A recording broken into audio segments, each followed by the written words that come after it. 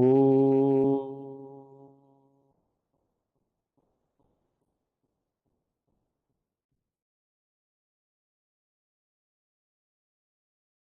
Oh.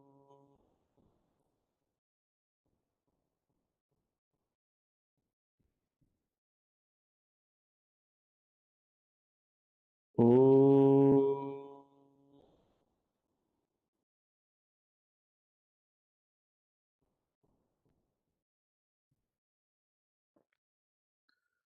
Om Sahana Vavatu Sahanau Bhunaktu Sahaviryam Karavavahai Tejasvinavadhitamastu ma vidvishavahai. Om Shanti Shanti Shanti Samasta Jana Kalyani Niratam Karunamayam Namami Chinmayam Devam Satkurum Brahma Vidvaram Satkurum Brahma Vidvaram. Hari Om everyone, good to see all of you in person. Always a very different experience to see all of you in person. In the morning session, we had seen about Shwetaketu talking to his father, where he says, I spent 12 years, but the result of that was Anuchanamani, Mahamanaha, Stabdaha, you know. And his father, Uddalaka Muni, he asks him, have you asked your guru? Have you asked him about that teaching, knowing which everything becomes known? And there were several examples that Uddalaka Muni gave just to explain this point. If you know the cause, all effects become known. That was the main point there. In Chandogya, there is not only 6 chapter, right? There is 7 chapter, 8 chapter also. And the students who come to the teacher, they come with this understanding.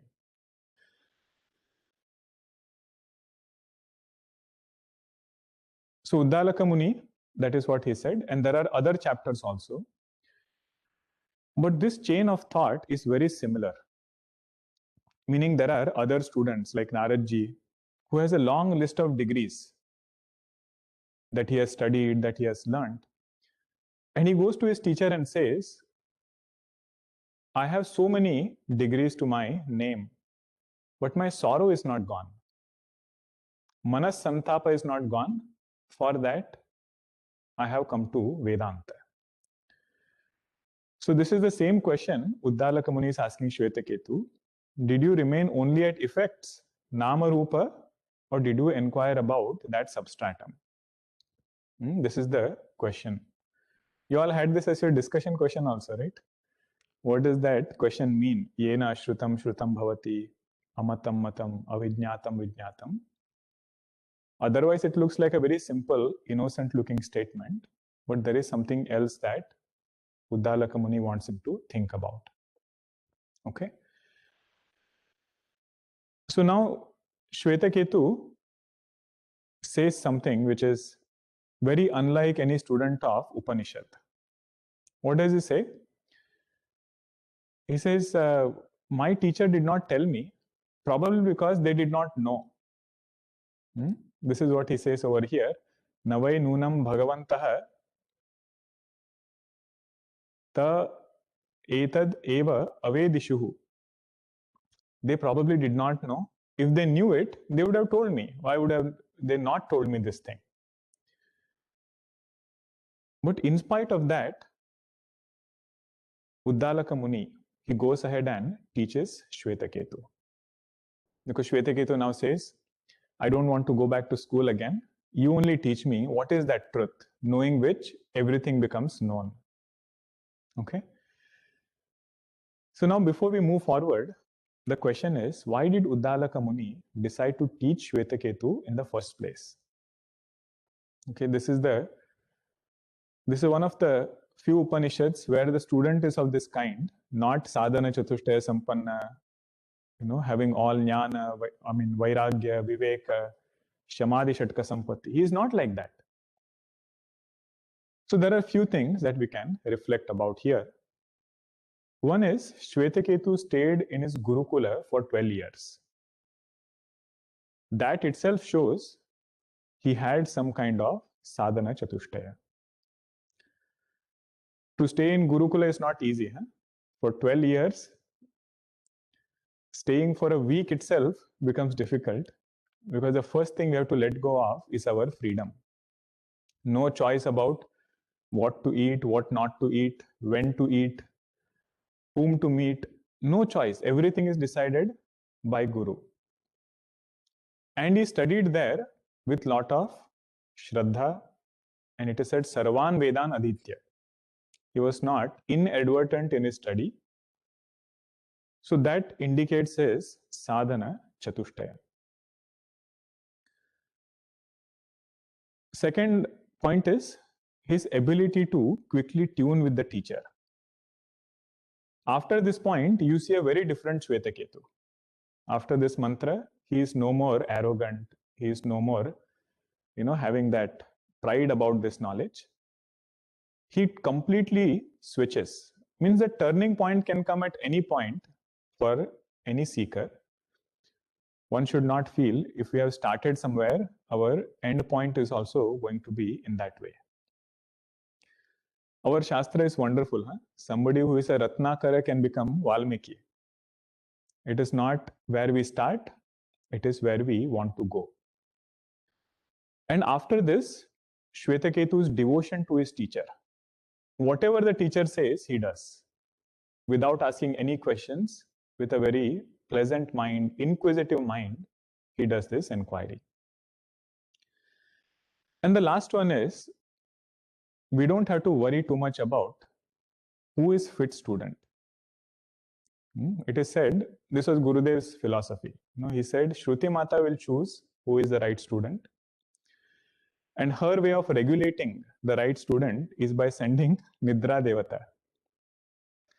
Whoever she feels is not ready yet, silently she will send Nidra Devi, and she will go and find the seat in that sadhaka.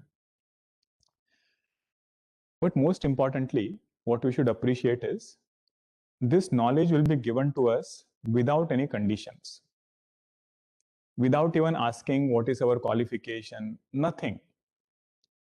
It is up to us to increase those qualifications and benefit from this knowledge. And Mahatmas and Gurus, they will only look at our gunas. If you just look at ourselves, all of us have to do inquiry. Nobody can say, I have only sadgunas. Only sadgunas, nobody can say. Nor can we say we have only the other side of it. Right? All of us are a mix of sadguna and not so good, not sadgunas. Why say durguna? Right? Sadgunas and the opposite of it. So a guru or a Santa Mahatma is the one who sees only gunas. And the other side of it is up to us to make sure that we make up for it. We don't lose out on Vedanta because of those qualities. If you want a more closer example, right, in addition to our Gurudev, is our Shivananji Maharaj. Whoever came to him and said, I want to do sadhana, he said, you start. I will take care of the rest. Any anushtanam you do, he would say, you do anushtanam, I will take care of all other things, even the expenses and all other things. If somebody came to Shivananji Maharaj and said, I want to take sannyasa, he would even send it by mail, postal. Only thing to appreciate is, if somebody has the desire, he said, we will give this knowledge. It is up to them if they want to increase sadhana chatushtaya and benefit from it. The last facet of this whole episode between Shvetaketu and Uddalaka Muni is, Uddalaka Muni feels that Shvetaketu, your main fundamental problem is this ahankara. You think you are a finite being, and being finite, you have this arrogance or pride of knowing so many things, right? This is unless this ahankara goes away, there is no sukham. And the purpose of Brahma Vidya is to make us understand the falsity of this individuality. If this individuality is dissolved, then what we are looking for as Ananda Swarupa, that infinitude, all of that is already there. All I have to do is remove this erroneous notion that I am a finite being. This is represented in Bhagavatam in the story of Vaman Bhagwan. You all must have heard the story, right? Vaman Bhagwan comes, Bali Maharaj is there. Bali Maharaj asks, or he tells Vaman Bhagwan, he says, you are such a small batu. You ask whatever you want, and my nature of giving is such, whoever asks to me does not ask again.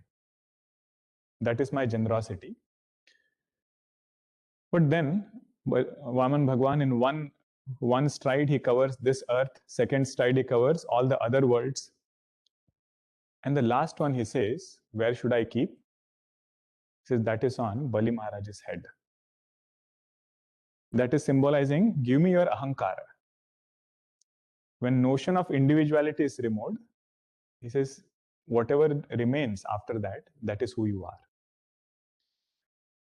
To tell Shvetaketu this teaching, Uddalaka Muni is starting now. Huh? Even though he doesn't have sadhana chatushtaya to begin with, he says that is secondary. We'll worry about it later. You'll learn about Brahma Vidya right now. You know what is the ideal sequence of studying Vedanta? This is what we generally hear. Huh? First step is thinning down of vasanas, vasanakshaya. Second step is manonashah, means mind has been made so pure, there are very minimal bothering thoughts. Wherever I am doing whichever thing, I'm able to put my mind over there. Mind doesn't go here and there. Very focused, very in control. To such a mind, there is Tattva Jnanam. The sequence is Vasanakshaya, Manonasha, and then Tattva Jnanam. But in some cases, it can be in this order.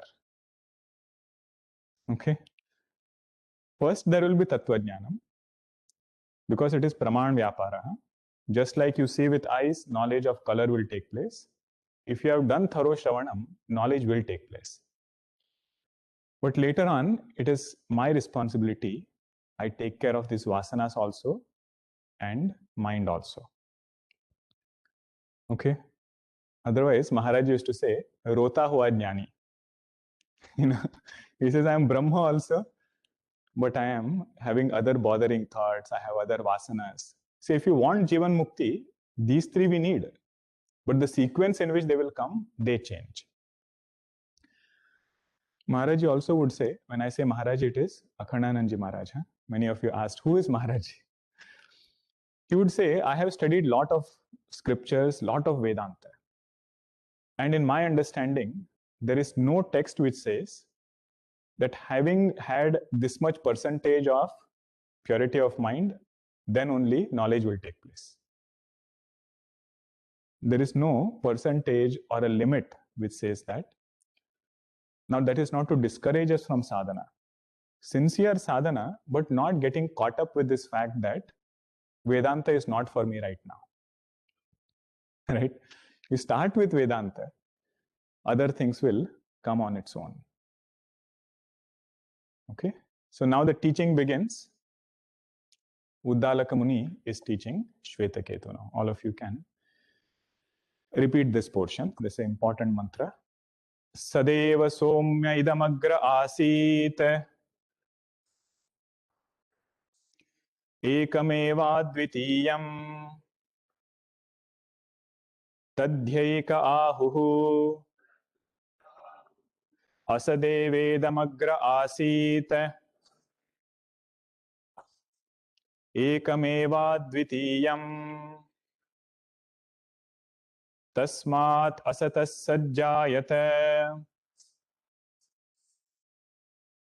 कुतस्तु खलु सौम्य एवं स्यात् इति होवाच कथम् असतः सज्जायेत इति सत्तु एव सौम्य इदमग्र आसीत् एकमेवाद्वितीयम्.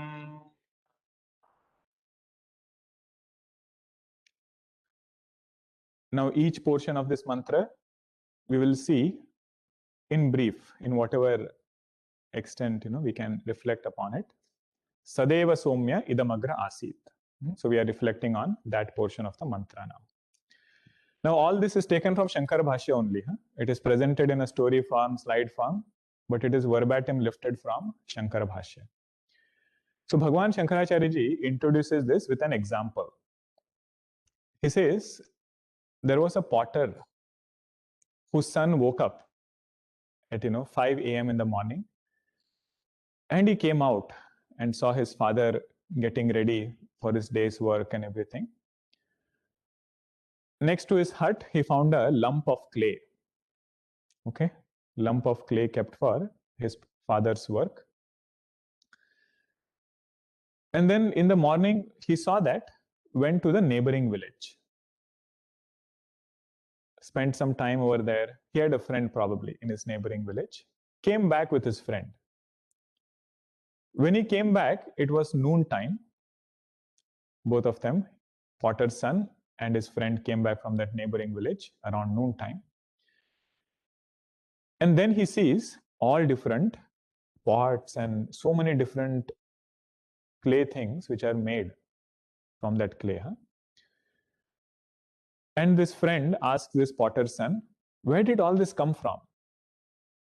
All these pots and so many different shapes of things are there. Where did all these things come from? Then the potter's son says, before these pots were made, there was clay alone. Okay, so all this thing has come from clay only. That clay alone is appearing as all these pots. Now, what is the important thing here? Potter's son, he did not see that pot being made, but he only knows that if those pots are there, the cause of that pot is clay. From clay alone, all these pots have come.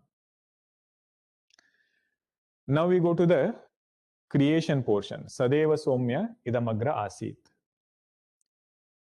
So just like you said, all these pots, different names and forms have come from clay.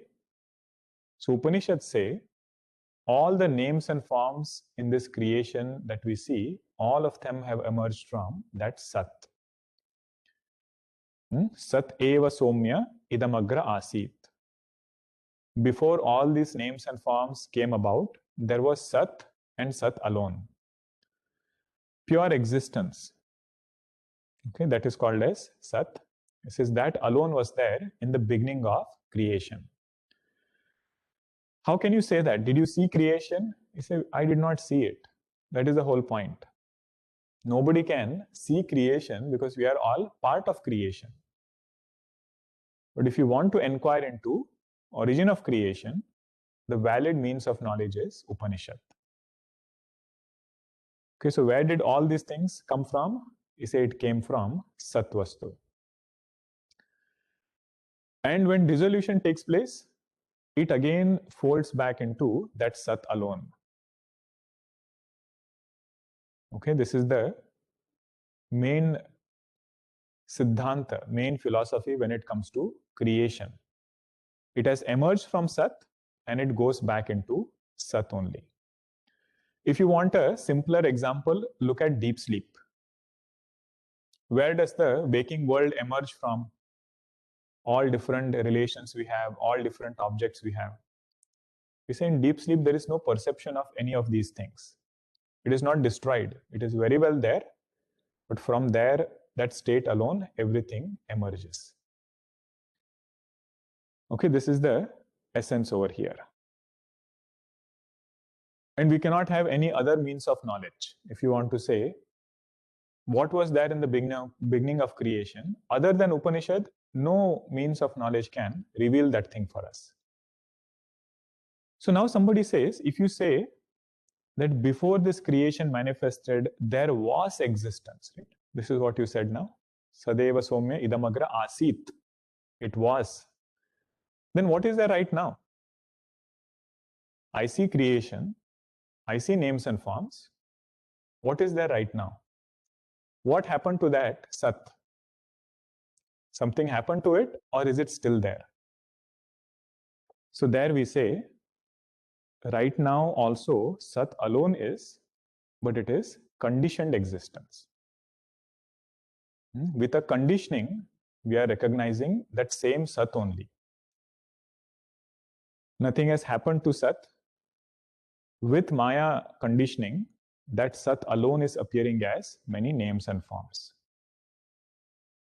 These are all very firm, foundations of Advaita Vedanta. It is not going to change no matter which text you study, no matter which Upanishad you study. Only thing is, we should have a curiosity about creation. That curiosity comes, but it doesn't stay too long sometimes. Sometimes, when we are drinking coffee or something, we wonder, what is the purpose of all this? By the time coffee is over, that question also goes away. But if somebody can inquire, where did this creation come from?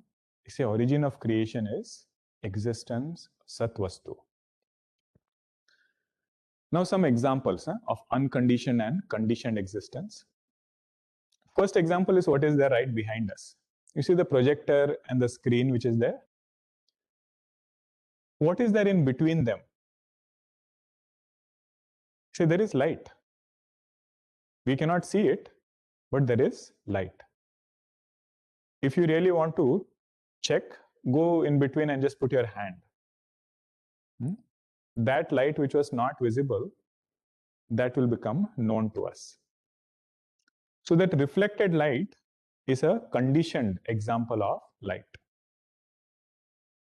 One is unconditioned. Right now you cannot see anything, right? You can see the projection, you can see the projector, but you don't see any light in between.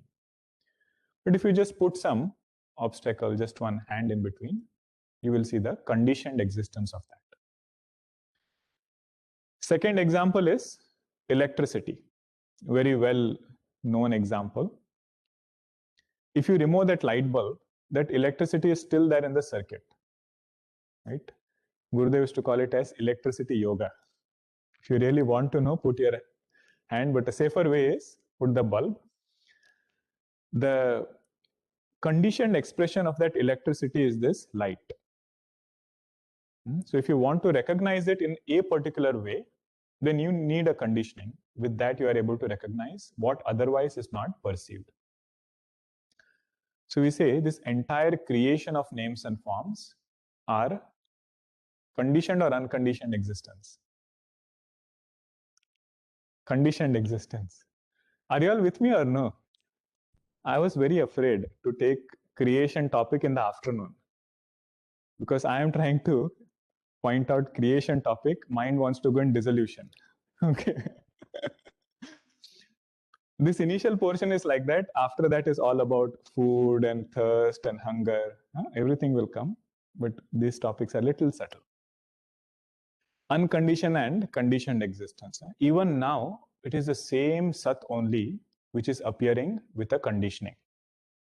This was the main teaching. Sadeva Somya idamagra asit. So Om represents that absolute Sat. And when we talk about creation, we don't always have to start with mountains and rivers. Okay, objects which are there right in front of us, we say that also is Sat. You take a laptop, if you are at home, you will have your sofa, the couch on which you are sitting, the bookshelf which is next to you. How is it known? It is known as something is. It is known as an existent entity. So those things, and of course this entire creation, is known as conditioned existence. And then when pralaya takes place, Pralaya means when everything dissolves, right? All names and forms are withdrawn. Okay, and don't think those sofa and the bed and they will remain. They are also dissolved. Everything goes back into Sat alone. What remains is unconditioned Sat. But the trick is we don't have to wait until Pralaya to understand that all this is nothing but Sat only.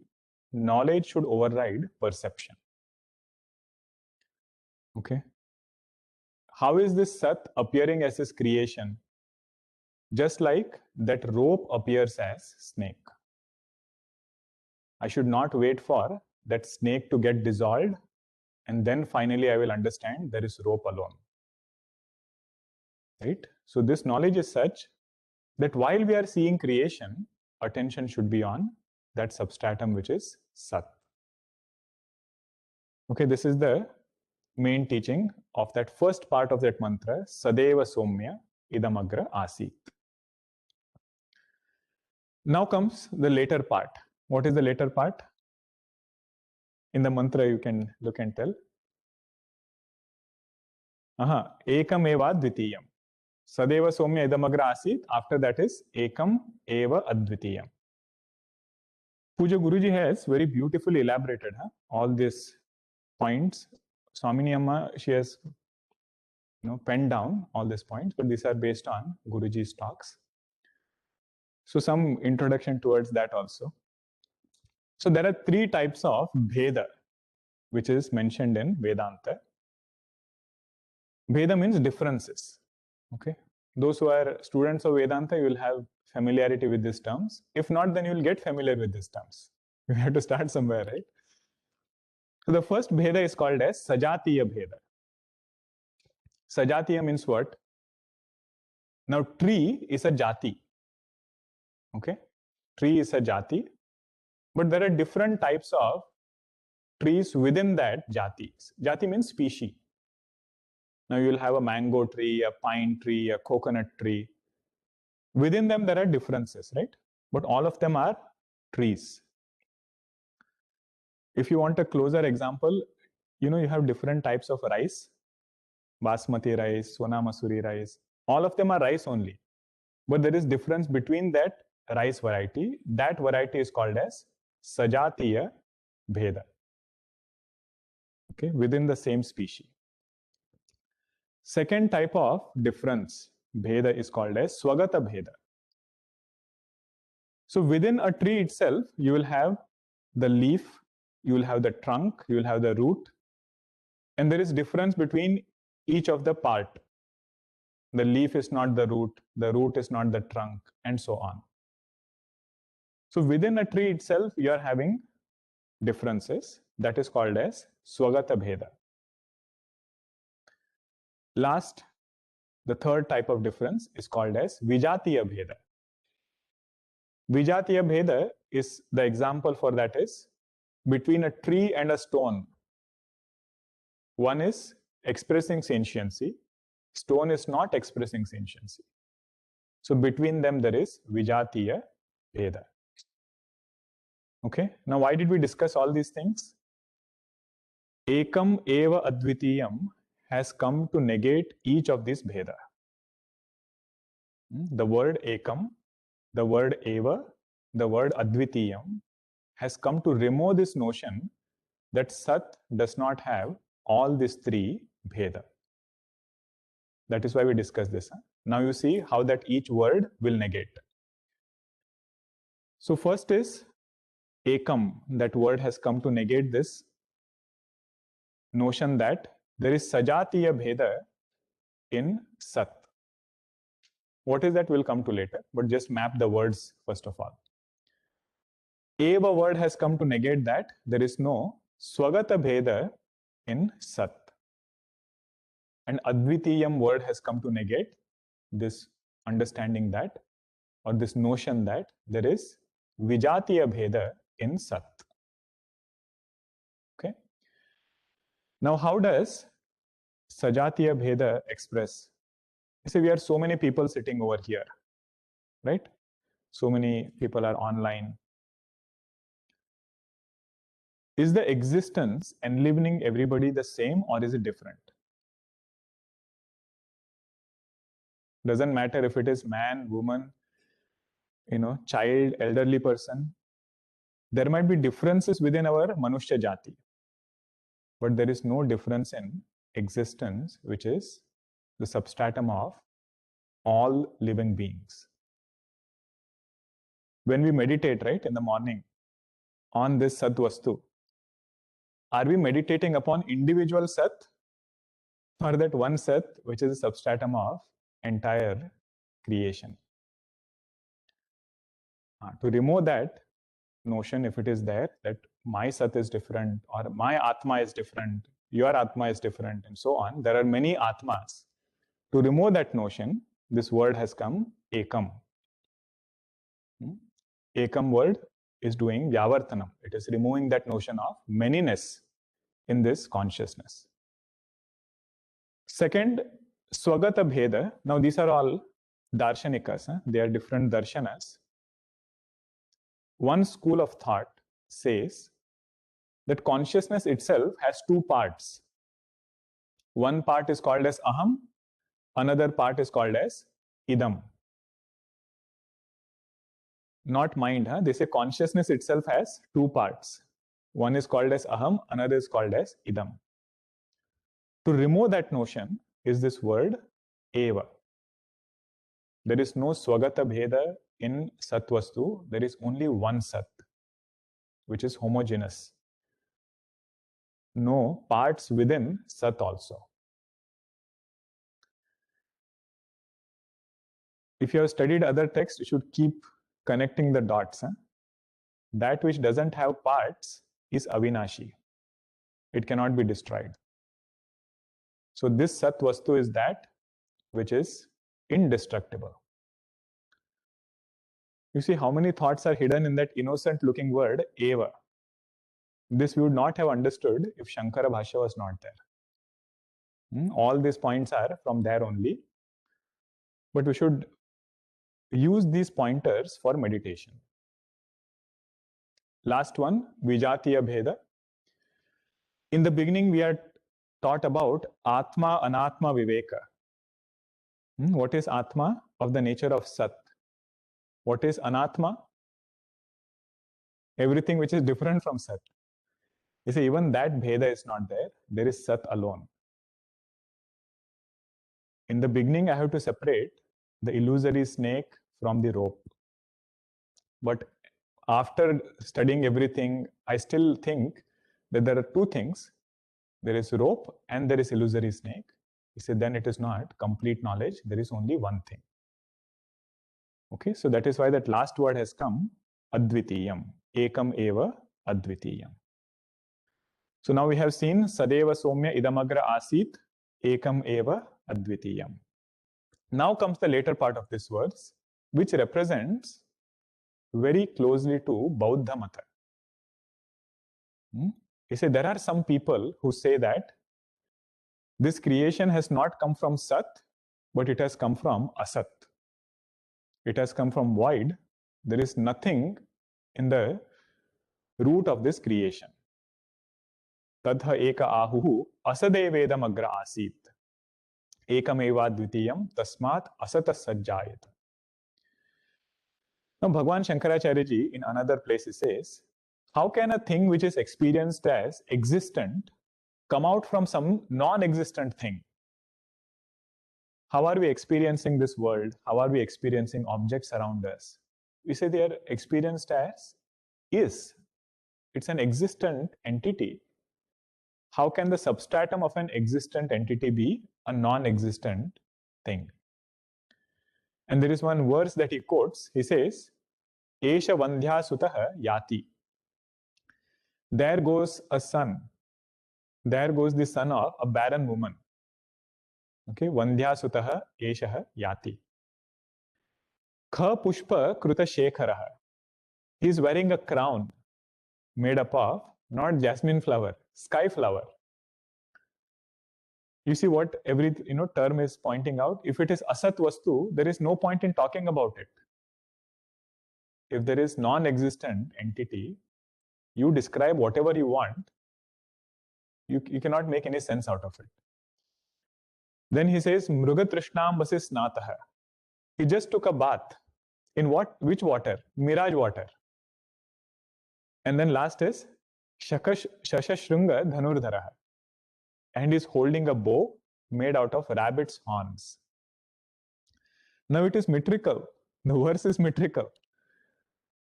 Ideas are nice, but it cannot make any sense. In the same way, he says, this entire creation is experienced as existent. How can it come out from a non-existent thing? Okay.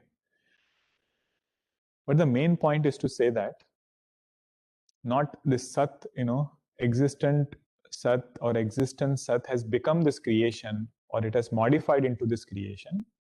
That Sat alone is appearing as this creation, just like that rope alone appears as snake. Okay, this is the main essence of this topic. Now Shvetaketu says, oh teacher, it was little too heavy for me. Afternoon time only it must have been. Little too heavy. Can you go in smaller steps? What did you say? That this entire creation has come from Sat. Right? How did this Sat become this creation? Okay, how is this Sat appearing as this creation? Please go in smaller steps. Now this is the original source of creation process that you will see anywhere. Tattva Bodha, Bhagavatam, several places creation process is described. Original source of that is Chandogya Upanishad, 6th chapter. It is also called as Tatpada Vichara. Okay, let us see now. Now this we can chant together. Okay, if you are looking at your verse, we will chant it together. Tadaikshata bahu, together. Bahusyam prajaye yeti tattejo asrujate tatteja aikshate bahusyam prajaye yeti tad apo asrujate tasmadyatra kvacha shochati swedate purushah tejasa eva tadhyapo jayante ta आप ऐक्षन्त बह्वयस्याम प्रजाये महीति ता अन्नम असृजन्त तस्माद्यत्र क्वच वर्षति तदेव भूयिष्ठम् अन्नं भवति अद्भ्यः एव तदि अन्नं तदध्यन्नाद्यं जायते. In 7 days we cannot get everything. We cannot complete the Upanishad also, repeat the mantras also, split the sandhis. So a lot of it is already there. So verses I'm not going too much into every word. Everything we discuss is based on every word only. That's why I suggested yesterday we'll have to go back after the class and look at it once more. Somebody might ask, what is the purpose of discussing about this creation in any text that we study? Why are we even talking about this creation? You see this sand castle? This is a sand castle, very nicely done, all different artwork and everything. You touch any part of this sand castle, what will you find? Sand alone.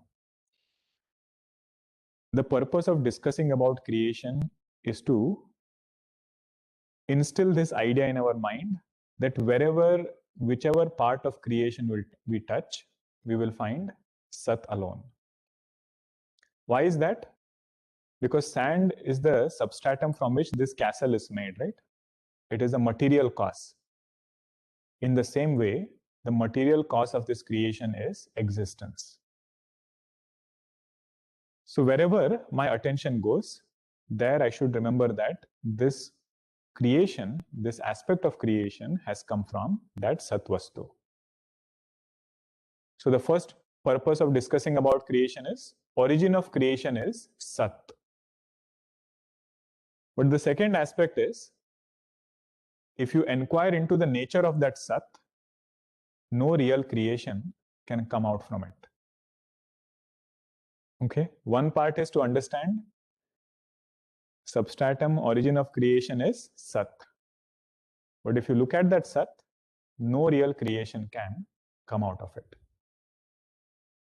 Now, whenever you discuss about creation, silently put your mind also in it. Silently put this physical body also in it. That alone will establish us in Advaita Vedanta. Leaving aside this mind and body, if we say this entire world has come from Sat, no real world can come out of it. He said it never bothered us actually. When a thought comes in our mind, which is a bothering thought, one sadhana is to quieten it down to whatever means we can. But another next level of that understanding is that this is nothing but consciousness only. There is no duality called as mind, duality called as a thought, and the world outside.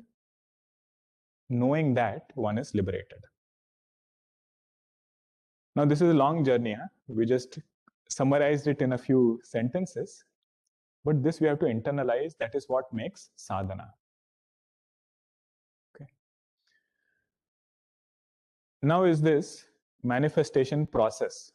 Creation is being explained. How did this creation come about?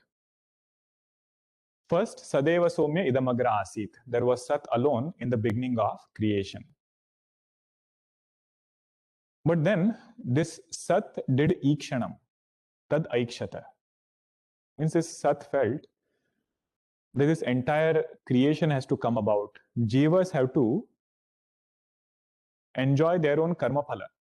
They have to experience their karma phala. That is why they need this creation. And this cycle has been going on forever. There is no time when this new creation has started. This cycle of avidya, cycle of karma, creation has been going on for time immemorial. But from pralaya, when this creation comes about, what happens? That sequence is given over here. So first element to emerge from that Sat Vastu is Tejaha. Tejaha means fire. Okay, so from Sat, fire element emerged first. I'm going by mantra only. Tadaikshata bahusyam prajayayeti. This Sat thought, I should become many. But why should I become many? So that jivas can get their karma phala. Everybody is waiting. It is ripened right now. The karma phalas are ripened. That is why this creation manifests. Tat teja asrujata. So from that Sat first came Teja. Now that Teja did Ikshanam. Ikshanam means it thought that next element should come from me. From that Teja or fire element came this water element. Now this Upanishad is so compassionate, our Uddalaka Muni, he gives example also to show what, how does water come from fire? He says when you are angry, when you are having some kind of, or when you are sweating out, right? When you are walking or doing something, there is fire inside. You see how water comes from that fire. In the same way, it happens in creation also. Now, these examples look very crude kind of example, very simple. But those who have studied Pramana Vichara will appreciate this is Upamana Pramana. Don't go into logic of this. Just find the similarity. He's saying just like when fire element is built up in the body, water comes. In the same way, creation also, water element which is here emerges from fire element. Okay? But one thing to note here is nothing can directly come from Sat. Consciousness by itself is Nirguna. It doesn't have any attributes. It will come about only with Maya conditioning. Okay.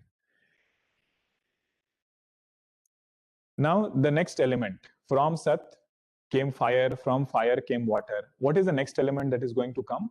If water did Ikshanam, this water thought, and from water came earth element. Now even here, Upanishad gives an example. To show what? That from water element, earth element has come about. What is the example?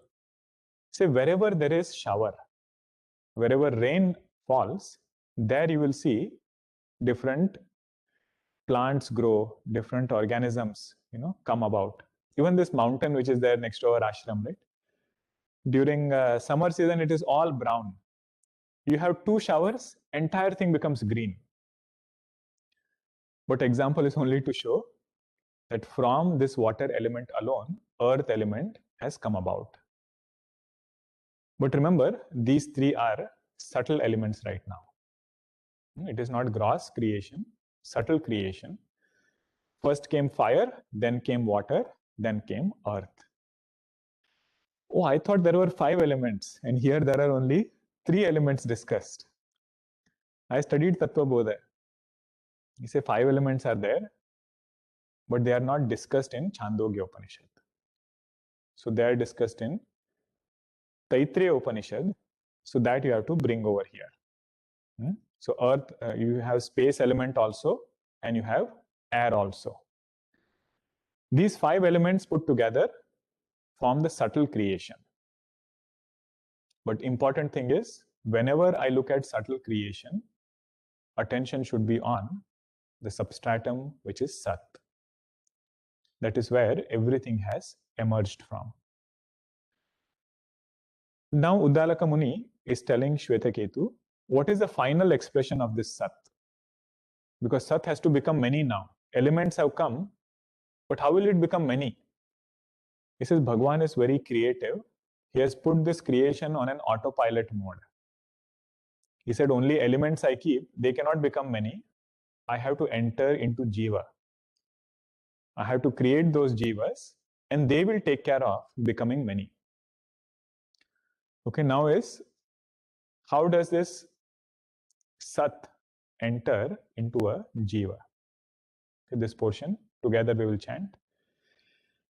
Tesham khalu esham bhutanam trini eva bijani bhavanti andajam jivajam udbhijamiti seyam devata aikshata hanta aham imaha tisro devata anena jivena atmana anupravishya namarupe vyakaravaniiti tasam trivrutam ekaikam करवाणीति सेयम देवता इमाः तिस्रो देवता अनेनैव जीवेन आत्मना अनुप्रविश्य नामरूपे व्याकरोत् तासां त्रिवृतम् एकैकाम् अकरोत् यथा तु खलु सौम्य इमाः तिस्रो देवताः त्रिवृत् एकैका भवति तन्मे विजानीहि इति. Don't worry, if you get overwhelmed by Sanskritam. It is our duty when we study Upanishad, at least we should chant the mantra. Because mantra is pramana, right? Shabda is pramana. Even if you don't repeat, at least we should chant it. It's a tradition. So how does Sat become many? By expressing through Jivas. See, there are so many Jivas. Our Upanishad Rishi, they are masters in classification. He said, no, there are only 3 types. So what is the first type? That which is born from an egg. Andajam. Okay, all species you include, whatever species is born from an egg. That is the first type. Second is Jivaja, born from a womb. Second type of Jiva. Third is Udbhija. Udbhija means that which is born by breaking the earth, sprouting from the earth. That is the third type. Now these are the types of bodies that were available, and that same Sat which is there expresses in each of these conditionings as reflected consciousness. Which Sat? That same Sat which was in the origin of creation, that Sat alone is appearing in this Jiva as conditioned consciousness. This is a very important mantra. Anena jivena atmana anupravishya nama rupe vyakarot. by entering into this jiva as reflected consciousness, this creation or this sat vastu alone is becoming many now. Why? Because the jiva can become many. In that way, this creation is manifested. Now, somebody asks, this doesn't look like a very good proposition. That Sat was existence, nature of Ananda. Why would it want to enter into a finite conditioning and get bound? Right? This Shankaracharya raises this in Bhashya. He says, this Sat is of the nature of existence. Why would it want to get trapped in a finite entity? So there it is said, Sat is actually not getting into any conditioning. It is only reflected consciousness that is expressing in that jiva. Okay? But because wherever there is reflection, original also is there. If you catch hold of the reflection, you will reach the original. Okay? Whenever you see a reflection in a mirror, right? Only when the face is there, you will see that reflection in the mirror. So you can use that mirror to shift attention to the original. So here also what we call as Chidabhasa, reflected consciousness, that is this expression of conditioned consciousness. But right where there is conditioned consciousness, there I will find unconditioned Sat. Where I find illusory snake, there alone I will find the rope. But the main point is, limitations of the conditioning do not affect the original. If there is dirt on the mirror, my face doesn't become dirty. If that mirror has that concave or convex thing, I don't become of that nature. In the same way, whatever happens to this Chidabhasa, I as that Sat remains unaffected. This is Jnana Marga. Only knowing is sufficient, but we have to know it in the right way. One is to know that Sat alone is appearing in this conditioning, but at the same time, knowing that limitations of this conditioning do not affect the original Sat. Okay? If you have questions, you can write it down. These are all elaborate mantras. We can only touch some key points, but we should have more questions, okay? And we can discuss more about it. Now the gross world has been described. We can quickly go over it. Now this was a subtle element which was there, right? Fire, water, earth, teja, up, annam, that was there. Now there is a process called as Trivrit Karanam that happens. Trivrit Karanam means what? 1/4 of each element is kept with it, and the other 1/4 is divided to the other two elements. So fire kept half of it, and the other 1/4 was distributed to the other two elements. Same with water. It kept half of it, the other half got distributed. And with this process, whatever subtle creation was there, that becomes grossified. So what we see as name and form, that is the grosser creation, which has a specific name, specific form. I was thinking, is there an alternative to the word gross? Because, in our colloquial sense, gross means something else. In Vedanta, it means gross creation, sthula srishti. And I couldn't find a better word. You cannot even say solid, because even liquid is included in sthula srishti. So sthula srishti only you understand. Appreciate that it is gross word is not used in that context. That is all. Okay, so gross creation, but go back to Taittiriya Upanishad and bring the other two elements also. Okay, space element and air element. All of that should be there. Now this gross world has come about. Next topic is a very interesting one, where this Upanishad Rishi is telling, you see so many names and forms, right? what is the method to turn attention from name and form to Sat? Because I don't see Sat. I see only a laptop, a computer, a person, human being, free. He says, go step by step. Don't jump directly. Understand that this world of name and form is nothing but these 5 elements only. How to recognize them? There is a method that he will tell. How to recognize elements in name and form. Very simple method he will give. And he says, once you come to elements, then you trace back. Then you trace back. Then you will reach Sat. Okay? It's a very unique method. In classical Vedanta, this is called as Laya Prakriya. A lot of Mahatmas, they would do meditation techniques based on this. I said before sleeping, spend some time thinking that this physical body has come from these 5 elements. What I call as physical body will get dissolved into all these 5 things. Gurudev would call it as calcium, carbon, phosphorus. A more relatable name. But these 5 elements only are appearing as these names and forms, and then shift attention to Sat. I'm glad we caught up pace. I'm right at that place where I wanted to pause today. Okay, so sorry if I went over for some time. Hari Om. Om Purnamadah Purnamidam Purnat Purnamudachyate Purnasya Purnamadaya Purnameva Vashishyate. Om Shanti Shanti Shanti. Hari Om Shri Gurubhyo Namaha. Hari Om.